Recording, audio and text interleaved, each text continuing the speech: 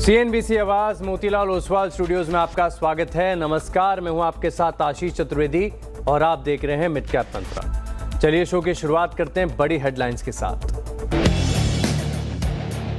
नए शिखर पर पहुंचने के बाद बाजार में कंसोलिडेशन का मूड। निफ्टी और बैंक निफ्टी दोनों 1% की छोटी सी रेंज में। मिड कैप भी आज रिकॉर्ड ऊंचाई पर पहुंचा, वहीं स्मॉल कैप शेयर आज फिर कर रहे हैं आउट परफॉर्म।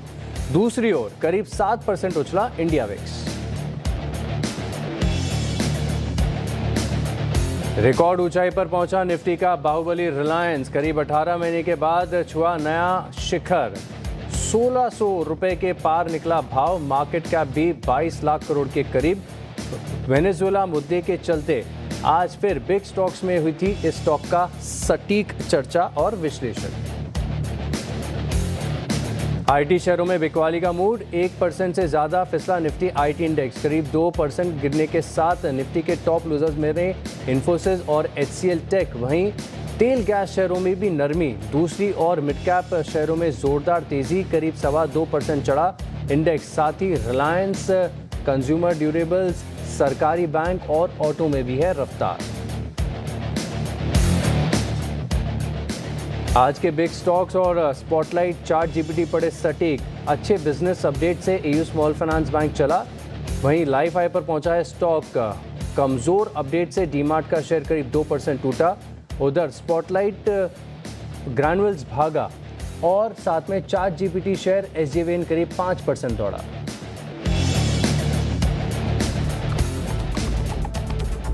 वायदा में आने वाले 2 दिनों में ही प्रीमियर एनर्जी और वारी एनर्जीज में तगड़ी बिकवाली। प्रीमियर एनर्जी 6% टूटकर वायदा का टॉप लूजर। वहीं एनर्जीज में करीब 5% से ज्यादा की गिरावट।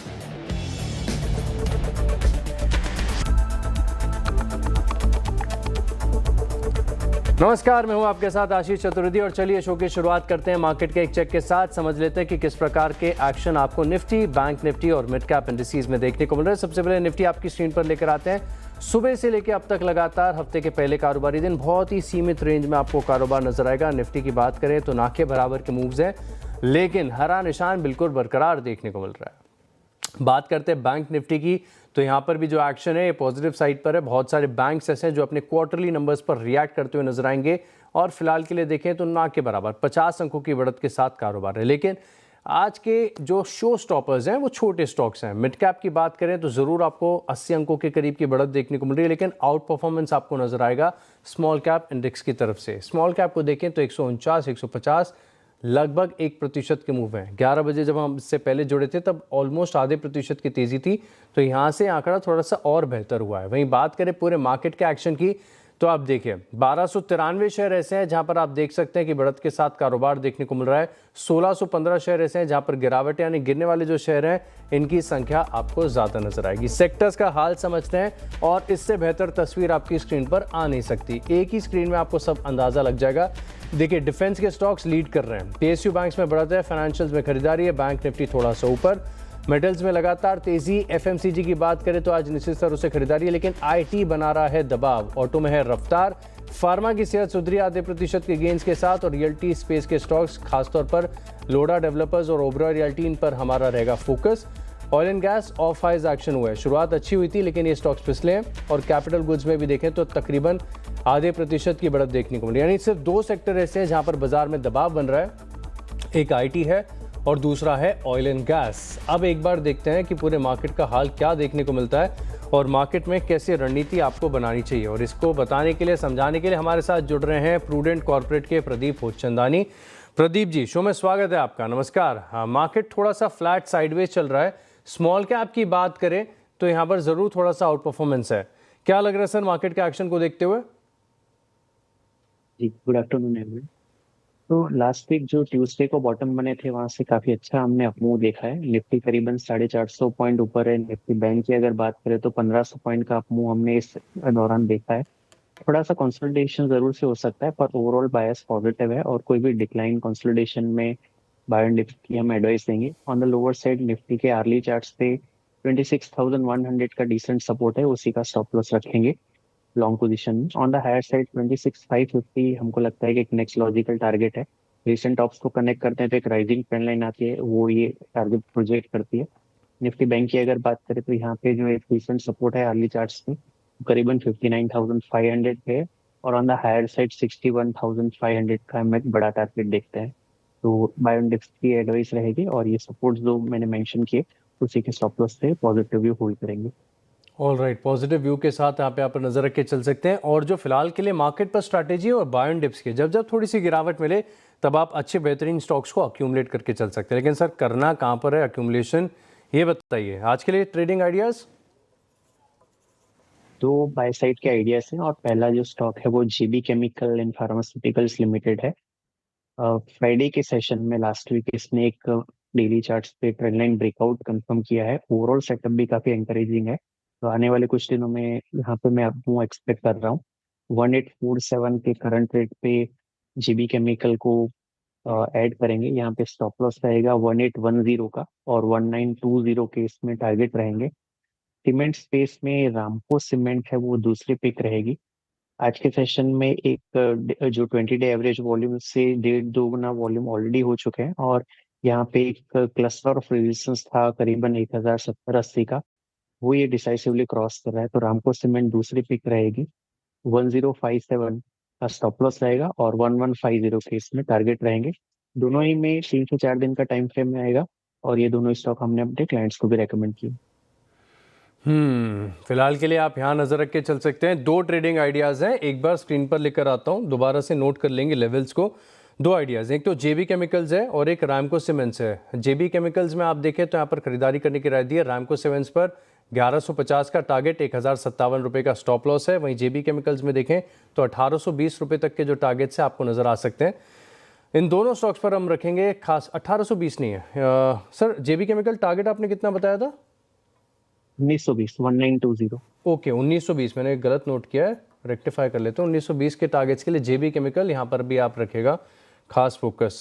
चलिए अब एक काम करते हैं, देखते हैं समझते हैं कि मार्केट में ज़बरदस्त एक्शन आपको कहाँ देखने को मिल रहा है। तो मिड कैप के गेनर्स लूजर्स ये आपकी स्क्रीन पर आएंगे, इससे हमें मार्केट का अंदाज़ा लगता है कि स्टॉक्स में किस प्रकार के एक्शन देखने को मिल रहा है। तो एक बार हीट मैप है और स्टॉक्स हैं उनको लेकर आते हैं। देखिए रियलिटी स्पेस की हमने चर्चा की, सुबह 4% ऊपर है। मैक्रोटेक डेवलपर्स में तेजी है, गोदरेज प्रॉपर्टीज, प्रेस्टीज एस्टेट्स, इन तमाम स्टॉक्स में आपको बढ़िया एक्शन देखने को मिल रहा है खरीदारी की तरफ।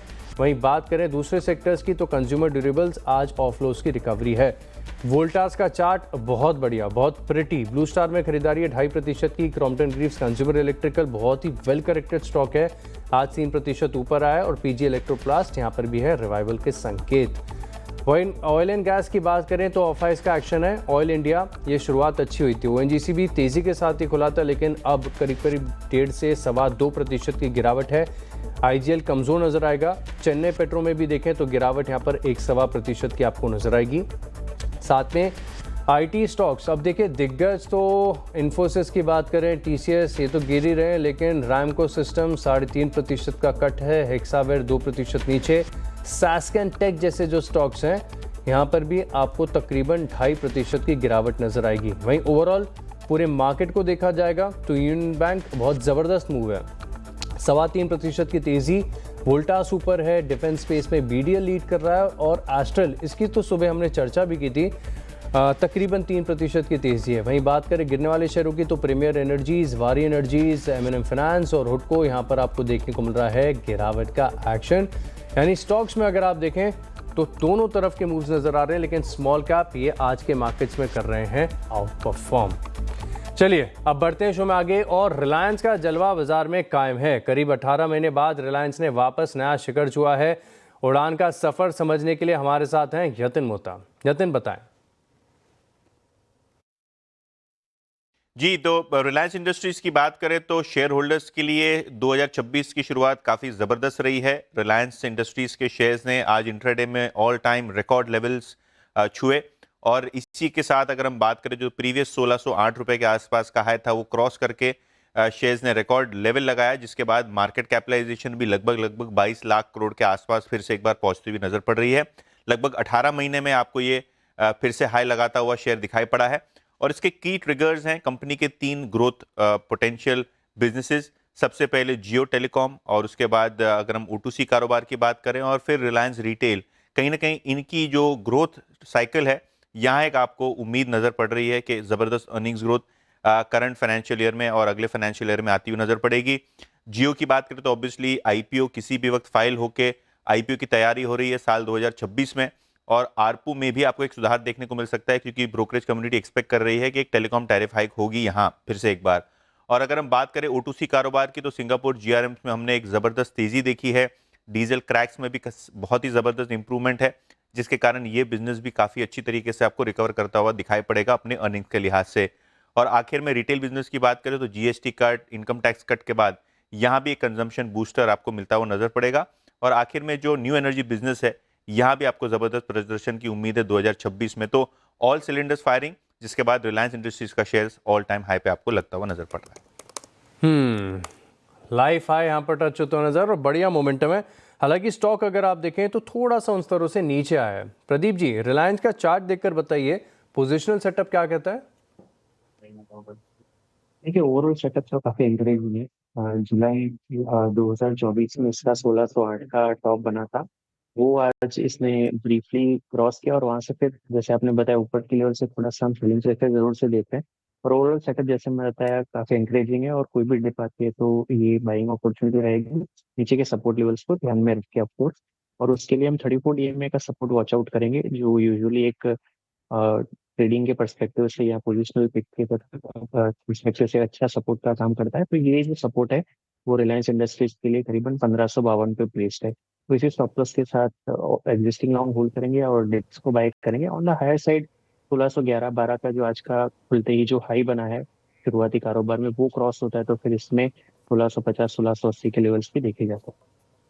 लेकिन एक स्टैंडर्ड डिस्क्लेमर मैं आपके साथ शेयर कर देता हूं कि रिलायंस की अभी हमने चर्चा की, लेकिन आपको बता दूं कि रिलायंस ट्रस्ट जो है रिलायंस इंडस्ट्रीज़ के पास ही इसका स्वामित्व और प्रबंधन है। तो अगर आप कोई भी ट्रांजैक्शन रिलेटेड जानकारी ले रहे हैं तो अपने फाइनेंशियल कंसल्टेंट से, एडवाइज़र से ज़रूर आप सलाह मशवरा कर सकते हैं। चलिए इसी के साथ लेते हैं एक छोटा सा ब्रेक। ब्रेक के बाद कुछ और बजिंग स्टॉक्स पर चर्चा करेंगे, आप बने रहे हमारे साथ। चलिए ब्रेक के बाद आपका स्वागत है और अब कुछ ऑयल एंड गैस स्टॉक्स पर बात करते हैं। वीकेंड के दौरान जो बड़ा डेवलपमेंट आपको देखने को मिला, यूएस की तरफ से जो वेनेजुएला पर कार्रवाई हुई, प्रेसिडेंट को आप देखिए गिरफ्तार कर लिया गया। इसके बाद दुनिया भर के एनर्जी मार्केट में खलबली देखने को मिली है। इसका क्या इम्पैक्ट है स्टॉक्स पर और लॉन्ग टर्म में क्या मायने हैं, विस्तार से समझते हैं। स्टॉक्स तो फिलहाल के लिए थोड़े से ऑफ आइज हुए हैं, लेकिन आप एक बात को समझिए कि वेनेजुएला को देखें तो इनके पास दुनिया भर के 18% के जो है ऑयल रिजर्व्स हैं। इतना बड़ा स्केल है, लेकिन आउटपुट देखें तो 1% से भी कम है क्योंकि पॉलिटिकल इंस्टेबिलिटी रही है, एफिशिएंसी बिल्कुल नहीं है। लेकिन अब क्योंकि यूएस ने साफ कर दिया है कि वेनेजुएला का कंट्रोल और संचालन अब वही करेंगे, तो माना जा रहा है कि वहाँ पर जो तेल की खदानें इनमें रिवाइवल देखने को मिलेगा, जो अटके हुए प्रोजेक्ट्स हैं वो बढ़ेंगे। यानी आप ये समझ लीजिए कि मीडियम टर्म में हो सकता है कि यहाँ पर जो सप्लाई है क्रूड ऑयल की वो बढ़ती हुई नजर आए। अब स्टॉक्स एक एक करके आपकी स्क्रीन पर लेकर आता हूं जहां पर बड़ा फायदा देखने को मिलेगा। लाइफ हाई बनाया रिलायंस इंडस्ट्रीज पर और तकरीबन देखें तो 20 लाख बैरल प्रति महीने वेनेजुएला से ये इंपोर्ट करते हैं। और क्योंकि ये सस्ता इंपोर्ट होता है, इसी के चलते जो जामनगर रिफाइनरी है इसके मार्जिन्स आपको कंपैरेटिवली बेहतर देखने को मिलते हैं। ONGC ये भी एक ऐसा स्टॉक है जिसको बड़ा बेनिफिट है। कारण ये है कि जो ONGC विदेश लिमिटेड है, ये काफ़ी प्रोजेक्ट्स ऐसे हैं जहां पर ये स्टेक ओन करके चलते हैं। ऑलमोस्ट देखें तो कोई किसी प्रोजेक्ट में 11% है, किसी में 40% के आसपास है, और ये प्रोजेक्ट्स काफ़ी लंबे समय से अटके हुए हैं। पैसा ONGC विदेश का वहां पर अटका हुआ है। अब इनके प्रोजेक्ट्स दोबारा से रिवाइव होते हैं तो तकरीबन अनुमान ये बाजार लगा के चल रहा है कि $50 करोड़ के आसपास के जो डिविडेंड अटके पड़े हैं ये आपको दोबारा से फ्लो होते हुए नजर आएंगे। यानी ONGC को पैसा मिलेगा जो काफ़ी लंबे समय से अटका हुआ है। दो स्टॉक्स और है, एक ऑयल इंडिया है और एक इंडियन ऑयल कॉरपोरेशन है। अब ऑयल इंडिया में देखें तो 3.5% के आसपास इनके पास भी स्टेक है, और यहाँ पर बताया जा रहा है कि जो कैश फ्लो है अब वो यहाँ से बेहतर देखने को मिलेगा। सिमिलरली इंडियन ऑयल कॉरपोरेशन यानी IOC, इनके पास भी 3.5% का स्टेक है एक प्रोजेक्ट में, इससे बढ़िया बताया जा रहा है। ऑयल मार्केटिंग कंपनी जैसे HPCL और BPCL हो गई, अब इनके लिए भी देखें तो 60,000 से लेके 1 लाख बैरल प्रति दिन के आसपास का जो है इंपोर्ट है, और क्योंकि लो कॉस्ट होता है तो इनके जो रिफाइनिंग मार्जिन्स हैं इसमें बढ़त आपको देखने को मिलती है। तो ओवरऑल आप देखें तो इस डेवलपमेंट को ऑयल मार्केट के लिए और खासतौर पर इंडियन लिस्टेड कंपनीज के लिए पॉजिटिव बताया जा रहा है। लेकिन अब आप ये सोच रहे होंगे कि ऐसा क्या कारण है जिसके चलते इन सभी स्टॉक्स में गिरावट देखने को मिली है। तो शुरुआत में जो स्टॉक्स हमने एक बार साथ में दिखाए थे, जैसे रिलायंस है, ONGC, ऑयल इंडिया, IOC, एक बार फिर से आपको स्क्रीन पर दिखा रहा हूँ। कि ऑफ आइस के एक्शन यहाँ पर देखने को मिल रहे हैं। अब कारण ये है कि 18% के ग्लोबल आउटपुट के रिजर्व्स इनके पास हैं और यहाँ से अगर जो खदानें हैं वो नॉर्मल काम काज करेंगी तो आप समझिए कि मीडियम टर्म में सप्लाई क्रूड ऑयल की बढ़ेगी तो क्रूड का प्राइस बढ़ नहीं पाएगा और इसी के चलते देखें तो इन सभी स्टॉक्स में ऑफ आइस के एक्शन देखने को मिल रहे हैं।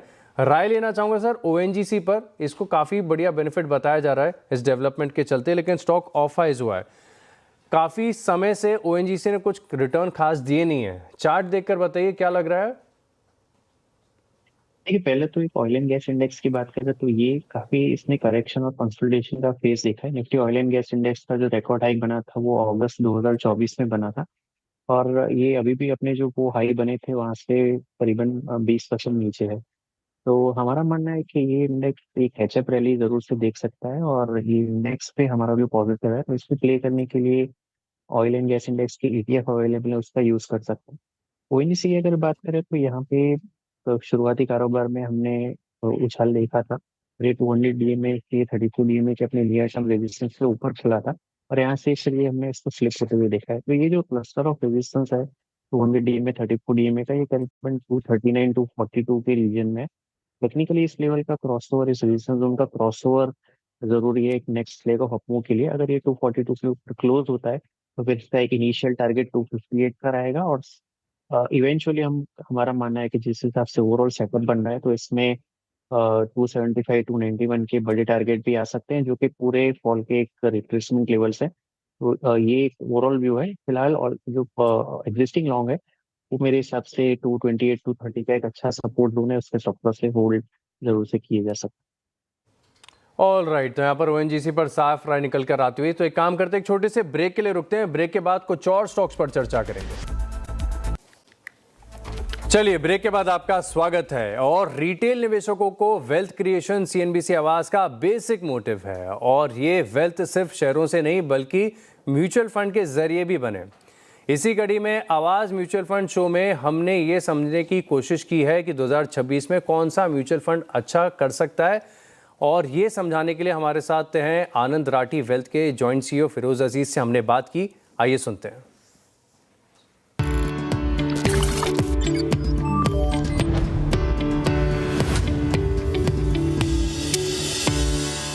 और इन्वेस्को ने अगर मिड कैप में आउट परफॉर्म करके कमाल दिखाया है तो स्मॉल कैप में आउट परफॉर्म करके शायद धमाल मचाया है। और एक और फंड जिसमें मेरी खुद की इन्वेस्टमेंट है फिरोज भाई, ये स्मॉल कैप फंड में आपकी choice Invesco India small cap fund, और ये फंड तो ताहिर बादशाह शायद खुद चलाते हैं और काफ़ी शानदार आउट परफॉर्मेंस रही है इस फंड की। आपको लगता है इस लेवल से भी आउट परफॉर्म करेगा? ये संभावना है।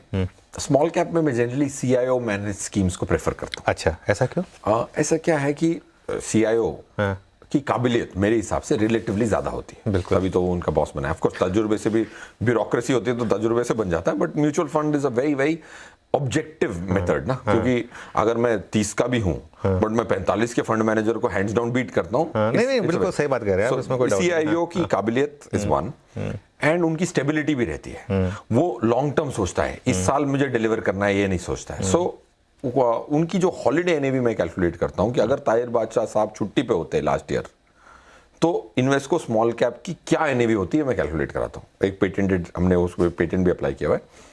ये कैसे फाइंड आउट करते हैं? एल्गोरिथमिकली फाइंड आउट कर सकते हैं। अगर आपने सेक्रेटरी को बोल दिया कि जो भी पैसा आए जाए सेम पोर्टफोलियो को मेंटेन कर, तो एक एनएवी आती। ताहिर बादशाह की लास्ट 3 ईयर की holiday NAV is lower than actual NAV. मतलब वो छुट्टी पे जाते तो इन्वेस्टर गरीब होता, तो उनको छुट्टी पे नहीं जाना चाहिए। उनको छुट्टी पे नहीं जाना चाहिए। ऐसे बहुत सारे फंड मैनेजर है करोड़ों का बोनस ले लेते हैं बट वो छुट्टी पे होते तो इन्वेस्टर अमीर होता, right? So his holiday NAV is great, मतलब is lower than actual NAV. His stability is there. 9,000 crore का फंड, जब मैं 1,500 करोड़ या 2,000 करोड़ का तो हमारे मॉडल पोर्टफोलियो में आया था, बट आई थिंक 8,000 9,000 पे एजिलिटी नहीं जाती, वो फिर भी मूव कर सकते हैं। 9,000 is not too big, so I think that वो अल्फा जनरेट कर पाएंगे। तो ताहिर भाई, अगर आप सुन रहे हैं शो, बिल्कुल हॉलीडे पे जाइए, कोई दिक्कत नहीं है। लेकिन हाँ, आपने काफ़ी शानदार आउट परफॉर्मेंस दिखाई है, इसमें कोई डाउट नहीं है।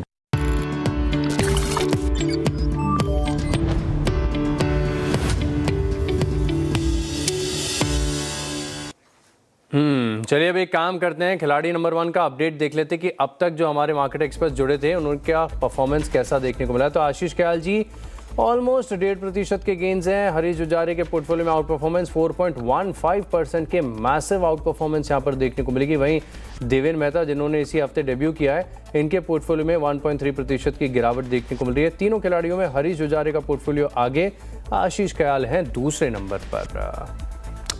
चलिए इसी के साथ इस खास पेशकश में इतना ही, लेकिन ब्रेक के बाद IPO 360 में भारत कोकिंग कोल के CMD मनोज कुमार अग्रवाल से हम खास बात करेंगे। आप बने रहे हमारे साथ। नमस्कार।